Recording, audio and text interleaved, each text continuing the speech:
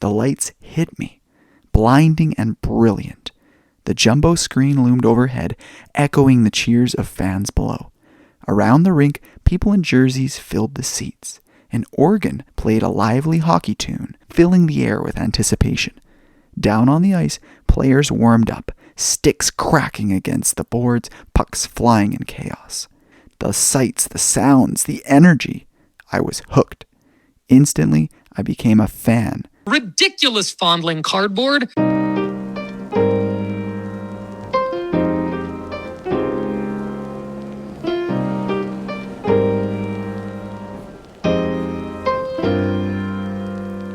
What is up?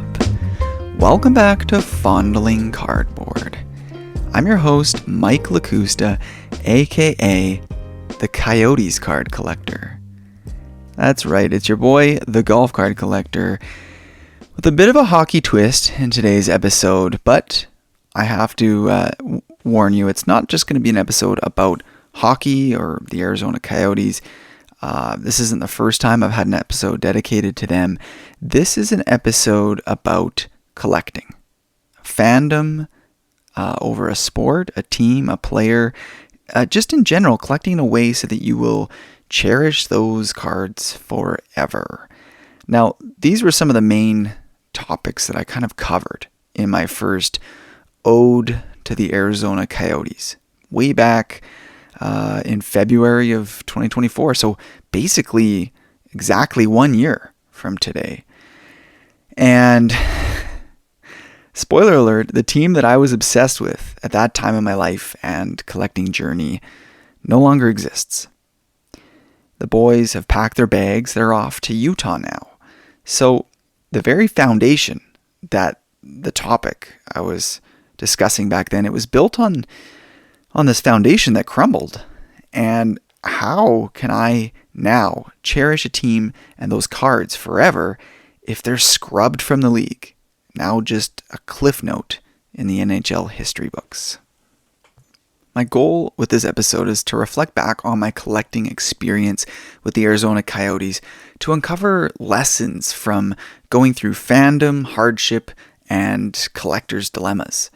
Although I doubt anybody listening to this has ever identified as a Coyotes fan, I think you'll learn how to be a wiser and more strategic collector at no cost to yourself, just at the cost of my team, those scruffy desert dogs.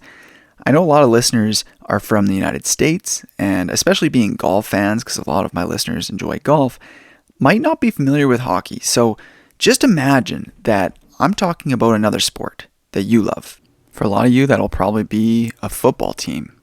Just imagine that they drastically go downhill and then disappear. About 1 year ago, I was all in on the Arizona Coyotes. And although there were some signs, some rumors, heck, even in hindsight, the writing was on the wall since the NHL team had lost their access to a proper professional stadium and had been playing at the local ASU university facility, Mullet Arena, with max capacity of 4,600 people, something like that, including staff. But I wasn't alone in my blindness, because true Coyote fans were having an absolute heyday. I mean, I never got to travel down to Phoenix to attend a game at Mullet Arena, but Mullet Arena was essentially sold out every night due to the low capacity, and it was just packed to the brim with pure joy and excitement. And that's something the Coyotes didn't always have, because when they had a full-sized NHL arena, it was hard for them to sell out. You could buy nosebleed tickets for $10. However, at Mullet Arena, everyone in there felt the excitement, the intimacy every night, like I experienced back in the late 90s or 1996, something like that, at my first ever hockey game, which was the Phoenix Roadrunners. Of course, the introduction to this episode where I painted some imagery of myself as a kid walking up the steps into an arena and just being blown away by the excitement of it. I cut out a little piece of that for today's introduction, but there's a longer kind of artsy narrative in that episode 1 year ago. And when I recorded that episode, I was feeling so damn inspired since the Coyotes had just come off a record-setting streak of defeating the 5 consecutive Stanley Cup champions in a row. Combined with the fact that our young talent was starting to produce, and one of the strongest prospects of that draft class was, as a rookie, just getting into the lineup, the sky was the limit. And true Coyotes fans were ignoring that fact. The fact that ownership had dug a hole so deep that only a trip to the Stanley Cup championship would have been good enough to save the team. Or maybe a lot of us knew that was the state of affairs, and we were just simply trying to will that outcome into existence. After recording that starry-eyed episode, full of hope and wonder, immediately after, the Coyotes went on a brutal 14-game losing streak, effectively losing our chances of making the playoffs even, despite a promising start of the season. And shortly before the playoffs, it was announced that our team would be relocated. So this is old news for anybody that's up on hockey, but since then, I've needed time to sort out how to address this on the podcast, but more importantly, in my own collecting. Frankly, I just needed time to grieve the loss. I absolutely went through the stereotypical 5 stages of grief. Denial, hence why I refused to acknowledge the loss on the podcast or even in the pace that I was collecting. Anger. I imagined recording like a funeral episode for the Coyotes, giving a eulogy, floundering through the negative outcomes of the situation and crying through the ordeal. Bargaining. I thought of a more positive approach and focusing maybe an episode or even my collecting philosophy on the players of the Coyotes, most of which are still together and their new hockey home in Utah. If only I could have hung on to those players, maybe my Coyotes would still be alive. But that just wasn't going to happen because the Coyotes are dead. The team is dead. And no amount of fandom for the individual players would revive my team. Next came depression. I mean, a bit of a triggering word for some people to say in this context, but the dull feeling I got when the first puck dropped for the current hockey season this year, the deep sigh every time I flip through my Coyotes wing, my collection, or a wince when one of my eBay saved searches hit a rare Coyotes card. It was along the lines of depression. Hobby depression, let's call it. And finally, acceptance, which is, I guess, where I am today. Ready, at least, to think about this team again, collecting their cards, the reality of the situation, and reflecting on lessons learned from losing my sports team and, to an extent, the sport itself, because without the team, I don't really have any reason to be watching them. And how I can proceed in the hobby. Now, Jeremy Lee, host of the Sports Cards Live every Saturday night, he lost the Jets in the 90s when they moved down to the desert and became my team. So Jeremy and I have talked several times about this and exchanged messages. So shout out to Jeremy for your kind words, and hopefully someday the Coyotes will experience a revival in the same way that Jeremy's Jets did. Man, when I look back at that Coyotes episode, I found it interesting that I first explored a concept of collecting lanes. Now, this analogy comes into my mind. Imagine a highway with traffic buzzing all around. Without traffic lanes to keep everybody organized, it would be pure chaos. Now, the analogy continues with some cards that I collect can cross between lanes. For example, you probably know, if you're a regular listener of the show, that I'm a big fan of Precious Metal Gems golf cards. And so when I pick up a Precious Metal Gems Clayton Keller card or a Nick Schmaltz card, those kind of blur the lines between team collecting and a type of card collecting. So it's navigating between different lanes. Now, if I were to unload my collection, I feel like those kind of cards that navigate between lanes might be a little stickier compared to, let's say, a regular old, I can't think of a great example, but if I were to collect some Young Guns, which is like the base rookie card of a Coyotes player, that card wouldn't be very sticky in a situation like this, because all it really is a token of that player, and it fits within my team collection. However, I'm flipping through this amazing binder that I have. By the way, it's like bigger than a normal binder because it can hold top-loaded cards. So anybody who doesn't have graded cards, or heck, actually they even make graded card binder pages now. But anyways, I digress. I'm flipping through my page, like I see Topps Gold label, Topps Chrome, Black Refractors, serial numbered out of 100 of Shane Doan and Keith Tkachuk. These are awesome freaking cards, not only because they look good and because they're the Coyotes and they're players that I like, but these fit the mold into some other cards I collect in my main lane of golf. Topps Chrome Xander Schauffele cards, Topps Chrome Shane Doan cards, a Clayton Keller Precious Metal Gems green out of 10. I mean, heck, I'd love to have any Precious Metal green out of 10 golfer. I think the only one I have is Matthew Wolff. So, anyways, to continue the analogy of this highway and having lanes, imagine that some cards can jump into the fast lane and zoom ahead of the rest of your cards and your chase list and cards you've been looking for. This new card or new type of card or team quickly passes several established lanes and becomes your latest cardboard obsession.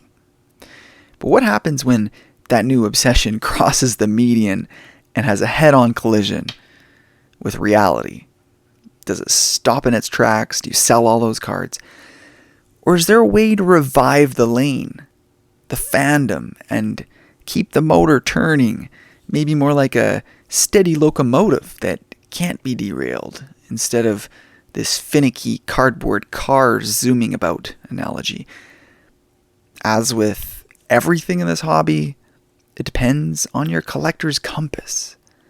Now, some of you might have gone through similar experiences, and I wanted to get some context of which fans might be able to relate to what I've gone through. So I did some research into professional sports teams that have gone through similar relocations at a loss to the local fans and collectors. So for football, the two prime kind of modern day examples that come to mind are the Oakland Raiders, who of course moved to Las Vegas around 2020.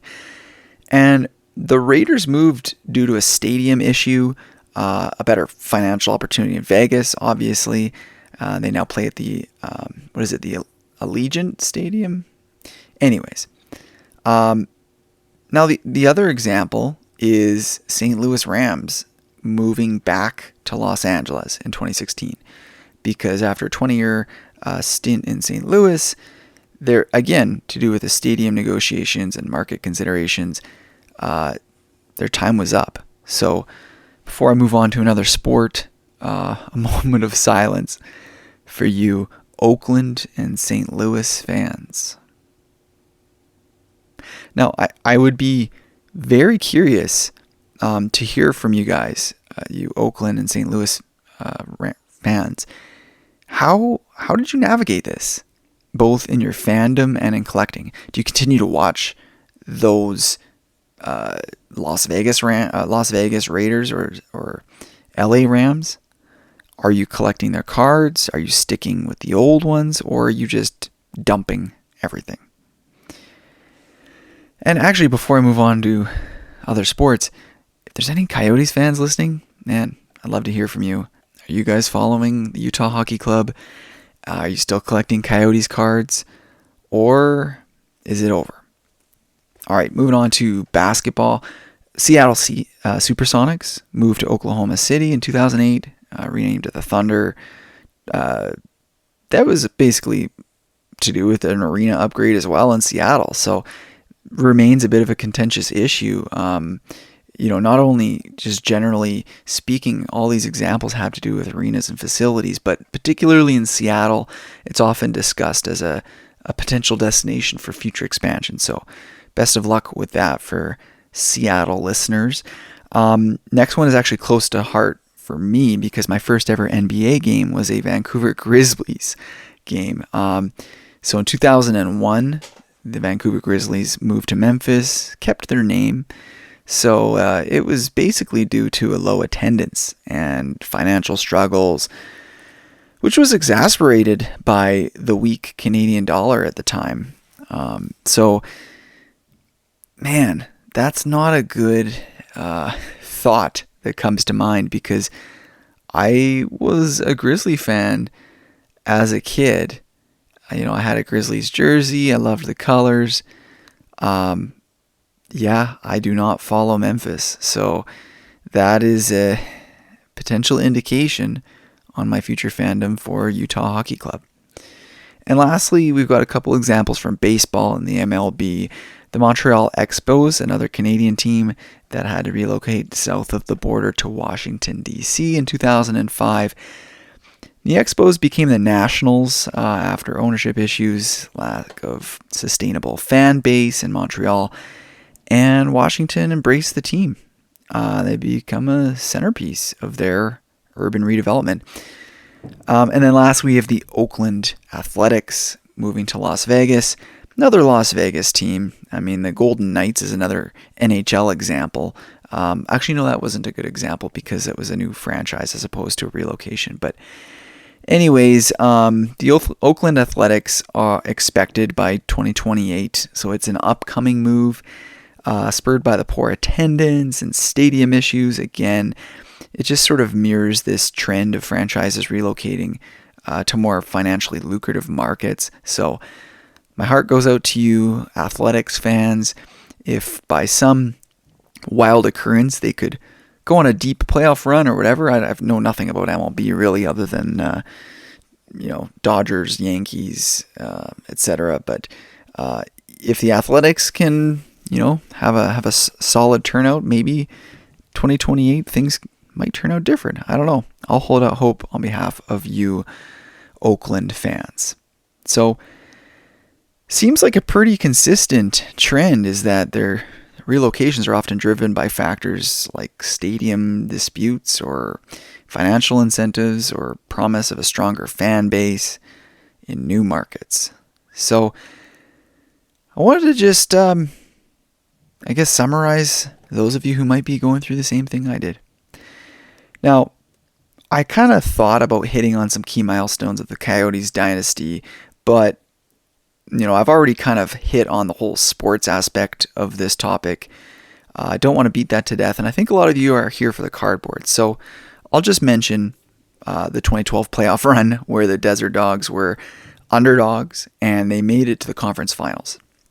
Now, they did get trounced by the absolutely dominant LA Kings, who thrashed their way through the playoffs in an unbelievably dominant path to the Stanley Cup, but all of the other teams got beat up by the Kings as well. So that is basically the climax of the Coyotes' history. So I will forever keep that summer or mid-spring, late spring, early summer time frame in my mind and my heart. Anyways, let's talk about cards. So if you're going to collect a team that no longer exists, there's really only two reasons that I can imagine. One, player collecting. Now, this could be Hall of Fame players that you personally adore. For whatever reason, player collecting will always be a thing. Now, the second one, which is more in the camp that I fall in, is personal nostalgia for the team itself. A much more risky reason. Now, some considerations. I mean, team collecting is absolutely useless for the average to below average player on the team. And as time goes on, collectability and value for those kind of players, it plummets because people and collectors forget their names. Even the utmost sports fan are going to have to stretch their brain to come up with some of these players. Like Barrett Hayton comes to mind. It's like I probably didn't even pronounce his name right, and he was a decent prospect for the Coyotes. So, it's the logo on the jersey for an average to below average player that really matters, and that logo won't carry any weight anymore if a team has disappeared, relocated, or dissolved. So, causing that card in this kind of case for that type of player to be particularly worthless. Will shop owners remove a section of their team bins or team binders for the Coyotes, for instance, for a team that no longer exists? I don't know. I have a feeling they might be lumped into either the new team. Those cards will kind of make their way into a lump pile, maybe like a miscellaneous team thing, or I mean, maybe there will be Coyotes value boxes or team binders at my local card shops. But the kids, the hockey kids, the hockey fans and collectors won't really care. I mean, especially if they haven't been following the Coyotes or following hockey since, let's say, 2012. They don't live in Phoenix, Arizona, or anywhere else in Arizona. How long will it take before those hockey kids don't even recognize the team name or team logo? And I can't think of examples from the 90s, 80s, and earlier of teams that, I wasn't around to be following. I can't even think of those examples, so that's not a good sign for the Coyotes in the next couple decades. However, I'm still on a mission to collect at least one seismic gold from OPG Platinum for every player that has a card in OPG Platinum from the Coyotes. Will this mission be in vain? Once I complete the project, if I grow tired of the collection in the future, will I ever be able to get rid of it? These are good questions.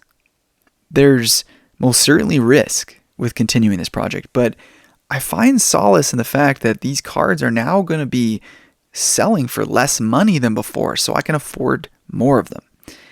And aside from a couple of superstars on the team, so I'll give Clayton Keller as an example. He's finally been named captain of the Utah Hockey Club, which is something they never granted him in Coyotes. In fact, we went captainless, even though Clayton Keller was obviously the leader of the team. His prices have gone up. His collectability is actually still very strong. So, a superstar like him, maybe this doesn't play a factor, but I kind of enjoy collecting him anyways, not only because he's a Coyote, but it's nice to collect somebody who's going through a lot of success like that. So, at the end of the day, I will continue to collect in my Coyotes lane. Now, using the seismic gold as an example, it creates this finite time period for collecting a run of parallels that I love, like the seismic golds or OPG Platinum Cosmics. Now, this reminds me of like the Panini era and how the Prism brand has been so dominant in basketball and football card collecting, but it seems to have simmered a little bit. I mean, there's obviously a lot of Prism collecting still going on, but it's definitely, it's kind of lost its appeal. And someday, years from now, when Fanatics has regained control of the sports card world with Topps Chrome in those particular sports, basketball and football, a lot of people will look back at the Prism era and the Panini era fondly because it has a finite beginning and ending. Although the Coyotes as a franchise is obviously different than a brand of sports cards, I like to think of the potential future adoration of the finite Prism run as an analogy for at least how I hope to feel when I look back at the Coyotes. Now, I already kind of argued that from like a more global perspective. The collectors and kids that are coming up into the hobby aren't going to know who the heck the Coyotes are from a hole in the wall. But even with all the Coyotes' failures, mishaps, and skeletons, I think they'll forever hold a special place in some people's hearts, especially mine. So, what else is Mike going to be doing in his Coyotes collecting lane? Well, I mentioned it earlier. Prism Gold. There was 1 or 2 years where hockey had some Panini cards. So, those Prism and Select parallels, gold out of 10, I'll still be chasing those for my key guys. I mean, Shane Doan and Mike Smith. I've got one of each for Shane Doan. I want one of each for Mike Smith. I mentioned Precious Metal Gems as an example of how a card can be more sticky and cross between lanes in my collection.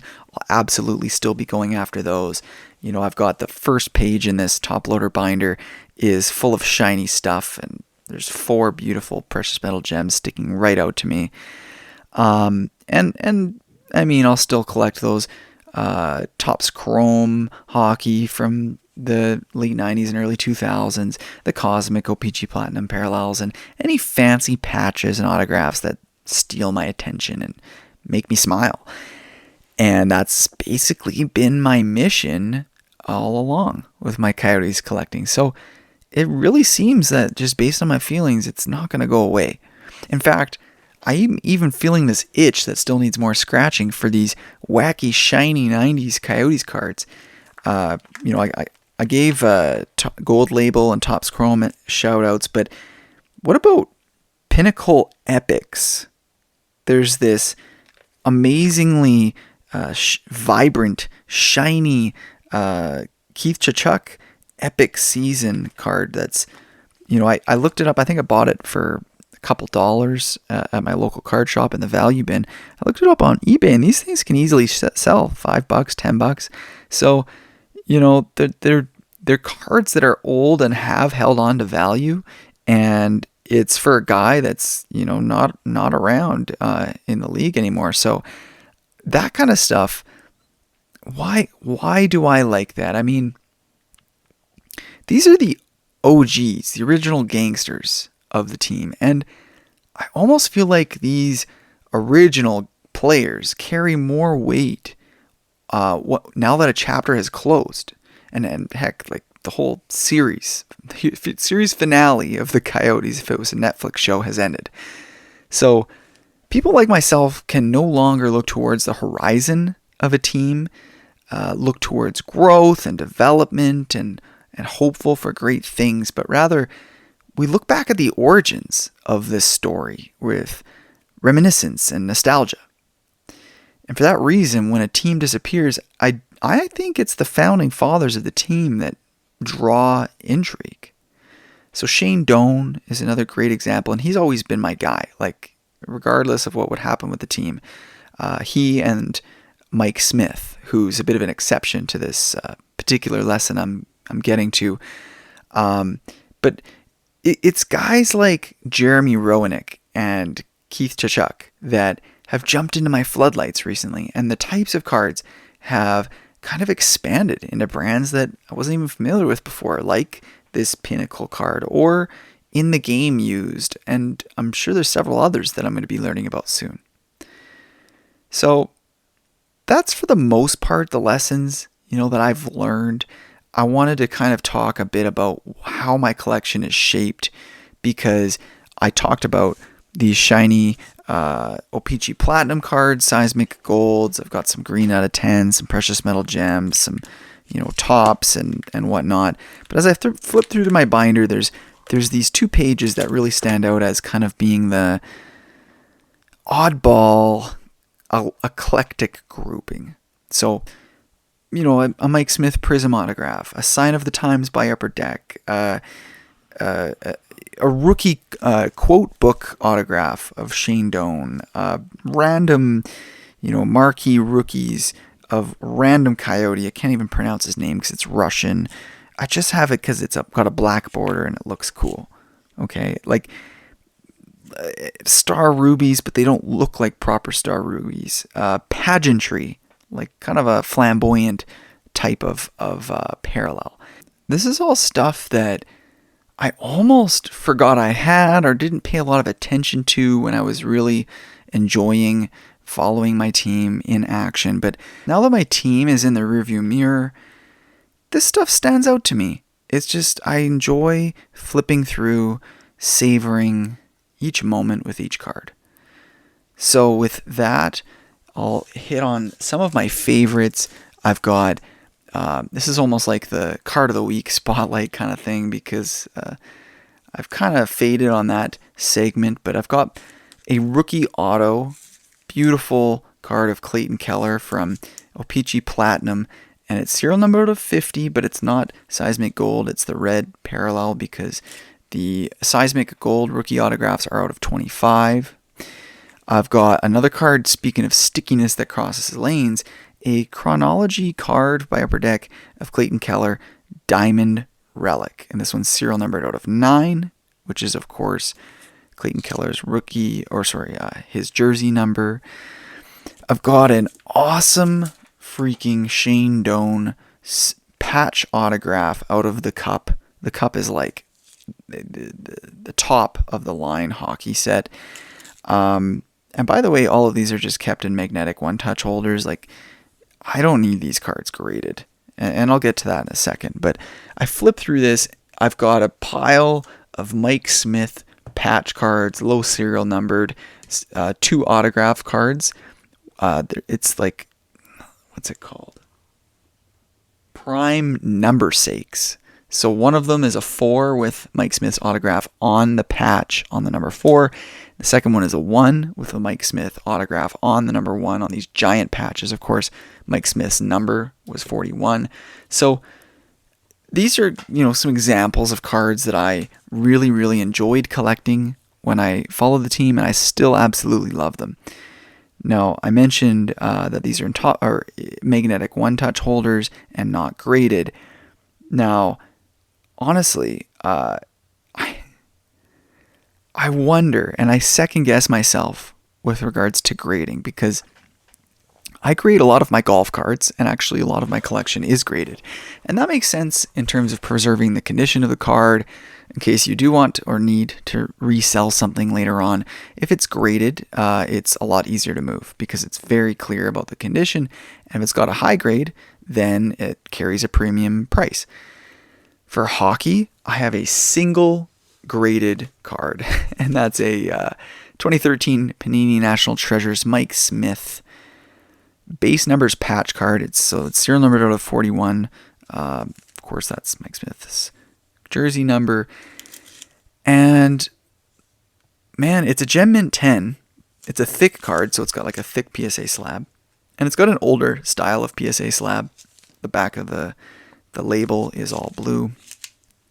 And yeah, if this wasn't a Gen Mint 10, I would crack it out of this, because putting it into a magnetic one-touch holder would have consistency with the rest of my Coyotes collection. But since it's Gem Mint, man, I have a hard time cracking it out, It just doesn't seem right, but I don't know what to do with the card. I mean, the patch isn't phenomenal, and I've seen cards, this exact card with, other serial numbers, with better looking patches. So I ended up buying this one over one that would have a nice patch, because it was slabbed and PSA 10, but I would now rather have one that had a more color consistent patch, consistent with Mike Smith's jersey, or something with a bit of a design on the patch. This card just, I'm going to keep it, but it doesn't quite cut it for me anymore. So to end this episode, I wanted to reflect on how I'll feel when I see Coyotes cards today and further into the future, when I come across them in the wild or when I stumble into them on eBay. Well, I don't know. What about Utah cards?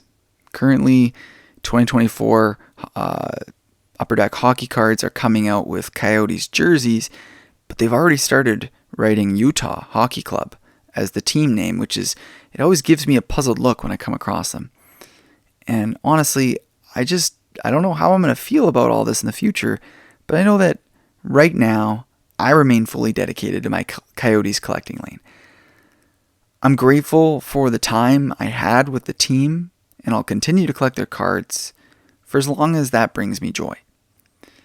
I'm hopeful that there's bright skies someday in the future for an NHL team in Arizona or elsewhere in the desert, but I won't let that dark clouds of these past few years ruin the fun that I can still have with collecting these cards.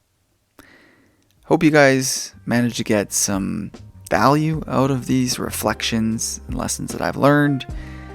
And if not, hopefully you just feel a little inspired from the passion I still have for a team that isn't even around anymore. Thanks guys for listening. I'll see you guys next week.